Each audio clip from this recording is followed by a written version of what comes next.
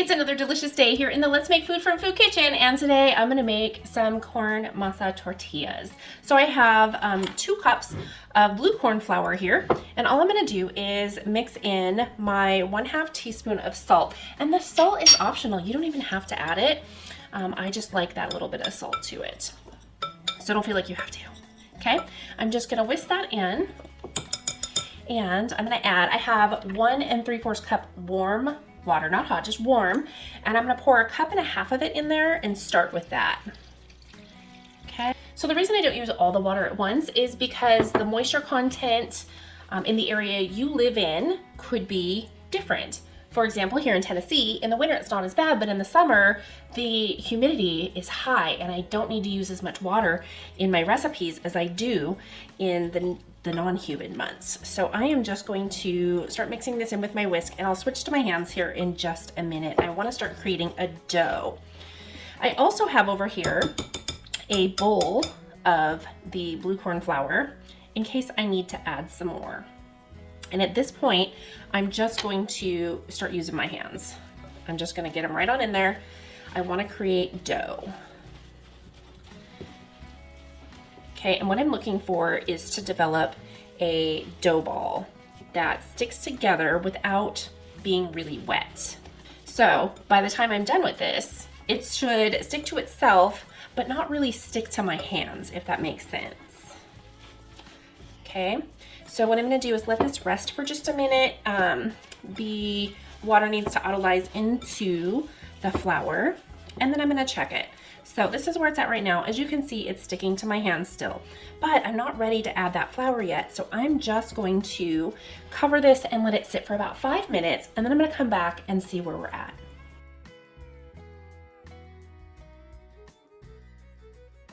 Some time has passed by and I wanna just check this and see. So it's not sticking as much, but I'm getting just a little bit. So all I wanna do, don't add more than a tablespoon at a time. I'm gonna do, this is closer to a generous teaspoon because it's so close that I don't wanna overdo it, because then I'm just gonna add water and then flour and then water and then flour. So I'm just gonna gauge it a little bit at a time and just go conservatively so that I get the right mixture. So my dough ball, the hand that I didn't use, look at that. See how it comes off clean? That's about perfect. Now I should get 12, 14, 16 tortillas out of this. It just kind of depends on how big you make your dough balls. So you're going for about the size of a key lime, or maybe a golf ball, or something along those lines, size-wise. So what I want to do is I can make an even ball and then divide it up that way. I can scoop it into different size chunks, but I am going to get rid of this and get this out of my way so that I have a little room to work.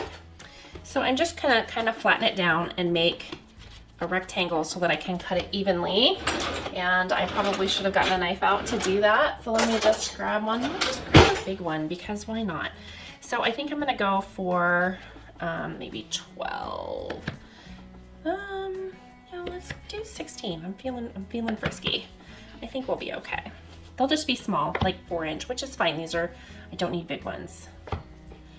And I'll make a few adjustments. Here, I'll show you in just a sec. So these little corner pieces are going to be slightly smaller, which is okay because I've got this next piece, which is a little bigger, and I'm just going to combine it. So I'm going to take that, I'm going to flatten it a little bit. Okay. And then this is my tortilla press. You can do this with the bottom of a pan too. I should turn this so you can see better. So there, it's gonna be a little awkward for me, but that's okay. I think that'll work for you. You wanna have either plastic wrap or something like that so that it doesn't stick, and you're just going to press it down. If you have, this is good. This is perfect. You could press it down with that, just try and press it evenly. I'm gonna go ahead and turn this on right now to a medium heat, and you can use the bottom of a skillet or even a cutting board. Just make sure you have either the parchment paper or a plastic wrap or something so that it doesn't stick to the bottom of your pan or whatever you're using. Oh, that's perfect. Okay, look at this. So this is on my medium heat, and what I want to do is hopefully peel this off. Oh, it started to tear. Don't tear on me. Okay, and that's okay. That's okay. I'm just going to carefully push it together and hope it stays. Doesn't have to be perfect. Oh, I'm making a mess. So I want this to cook for about 30 seconds, 30 to 45 seconds on each side. And then I'm gonna flip it over a third time. But while that's cooking, I can get my next one ready to go. So you're just gonna press it out a little bit, put your paper back on there, and press, like so. Now, that one is ready to go. Let me check on this. Can I flip it? We want to get those little brown spots, but we don't want them to happen too fast. And let me see if I can flip it. Okay. First one's not going to be pretty. It's like the pancake, right? The first one never counts, right? See if I can get this peeled off without tearing it. Ah, there we go. Beautiful. Okay, same thing. And you just kind of do this process as you go. I'm going to grab a plate. We'll do this next one, and then I'll just do the rest of them. You know, you don't have to watch me do all 16 of them. That would take a long time. You'd be bored and yawning and be like, God, is she done yet? No. Ta-da. Might be a little too proud of myself there on my plate grabbing skills. Okay, I feel like this one's ready to go and hot. Okay, now let's make a prettier one. Okay, carefully, right on there. Then press out the next one, and you just rinse and repeat. It's the same thing, times 16 or 12 or however many you made. If you want to make the big tortillas, you can. Just divide them in 8. Okay? And fabulous. I am going to put that back, flip it over. It seems to peel better if I do it flat on a surface instead of picking it up with my hand and removing it. Okay, I'm gonna flip that over. Can you see where it's got some little browning? Oh, you can't because I just moved it down. Let's try it this way. Can you see down by the spatula, it's kind of got some browning spot? This recipe also works with yellow corn and white corn masa. Okay, I think this one is done. And I'm just going to pull it off here and boom. There it is. So I'm gonna finish these up and I'll see you back here in 14 more tortillas.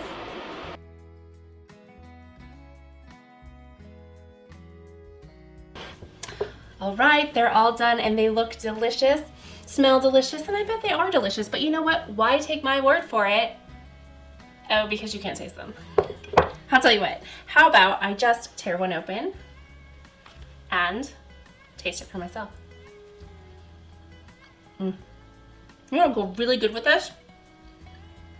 How about some grilled chicken and some salsa, maybe pico. Yeah, cheese. I'm thinking that sounds delightful. However, I'm gonna make some corn tortilla chips with these coming up next. Thanks for joining me here today in the Let's Make Food from Food Kitchen. I hope you found this video useful. If you did, would you mind just giving it a like? It helps out my channel. Also subscribe and don't forget to click that bell down below so you don't miss a thing. From my kitchen to yours, let's make food from food. That's one boy puppy.